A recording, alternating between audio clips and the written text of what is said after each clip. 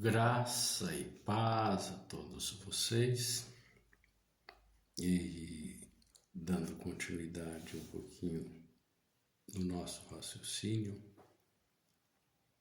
sobre esse papel importante de um sacerdote em todas as religiões, mas de forma peculiar na religião cristã, ou seja, naqueles que professam a fé cristã.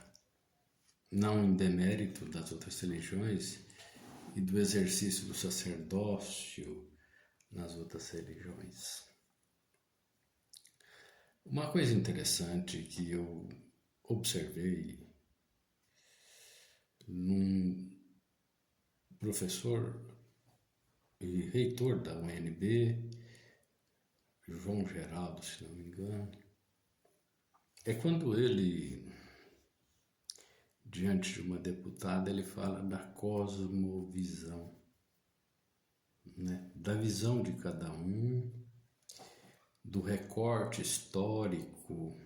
Quando a gente faz esse recorte a partir de uma historialização pregressa, claro que é pregressa, e que a gente só consegue enxergar, né, por esse ângulo, ou por essa visão. Uma das coisas importantes que ele afirma é que não se pode discutir a visão de mundo, né? O que pode entender é que todo mundo que enxerga alguma coisa faz um recorte. E esse recorte ele tem a ver com a história prévia, com a historialização. Então não é alguma coisa que é igual para todo mundo, né? Daí talvez a importância em distinguir, né, no âmbito do cristianismo, distinguir a imagem e a semelhança. Imagem e semelhança não correspondem àquilo que é o ser das coisas e das pessoas. Não é possível ser visto a olho nu. E tudo que eu olho e tudo que eu opino, eu faço um julgamento a partir daquele recorte historializado que eu consigo fazer. Então eu não posso debater a visão da pessoa, a visão que a pessoa tem de mundo. Aquilo que eu não consigo compreender é um limite cognitivo meu, né? Então eu acredito que o fenômeno religioso ele traz alguns problemas de interpretação para as pessoas e de cosmovisão, né? Então essa visão dogmática, quase que sacramentalizada, da solteirice dos padres, é o que atrapalha naturalmente a pessoa abrir mais o leque da sua cosmovisão, né? Dentro de uma compreensão de mundo diverso. Aí quando eu não consigo compreender que há coisas que a minha cognição não alcança, tamanha é a diversidade planetária, eu começo a criar esses dogmas, esses estilos de totem, de coisas sacralizadas, para eu poder explicar a realidade.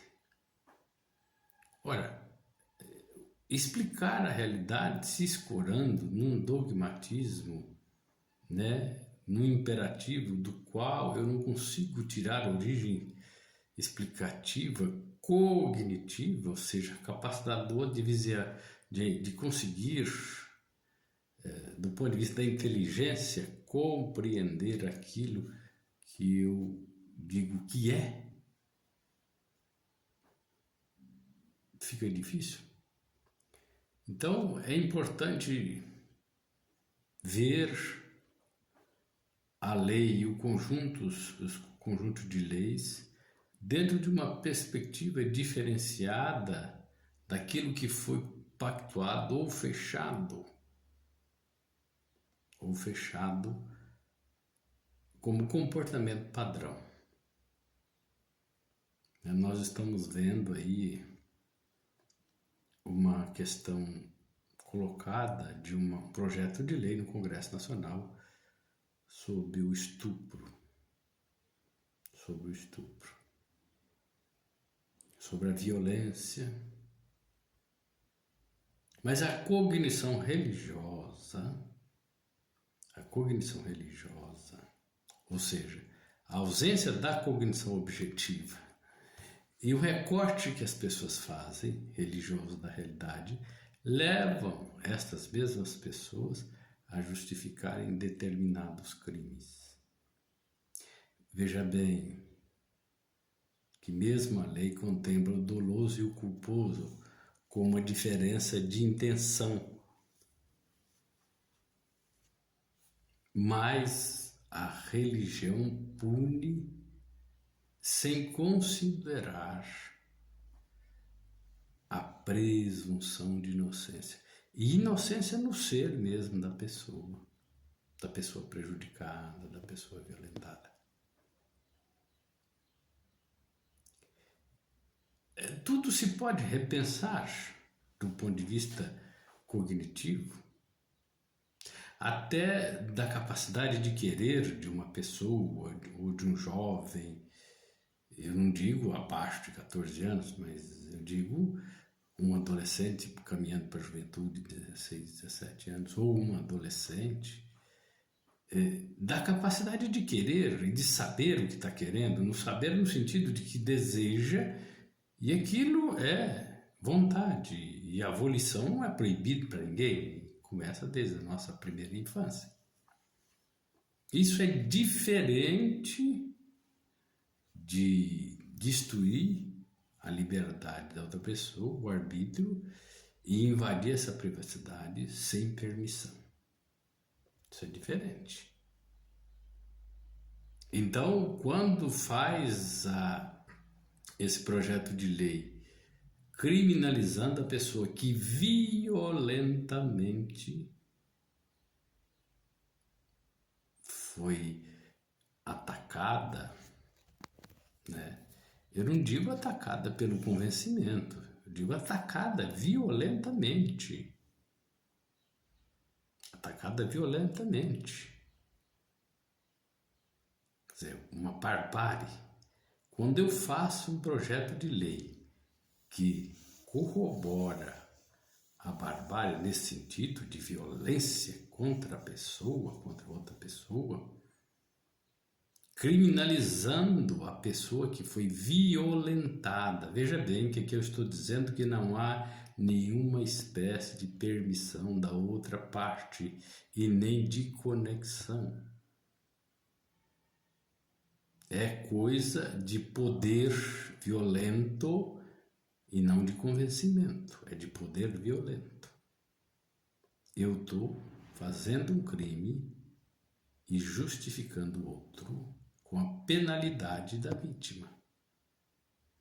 Então, o campo e a capacidade cognitiva leva religiosamente a uma teocracia onde eu delibero a partir daquilo que eu acredito, eu, indivíduo, acredito, ou seja, de uma fé religiosa que, não conseguindo explicar as realidades, ataca com um conjunto de violência contra a vítima.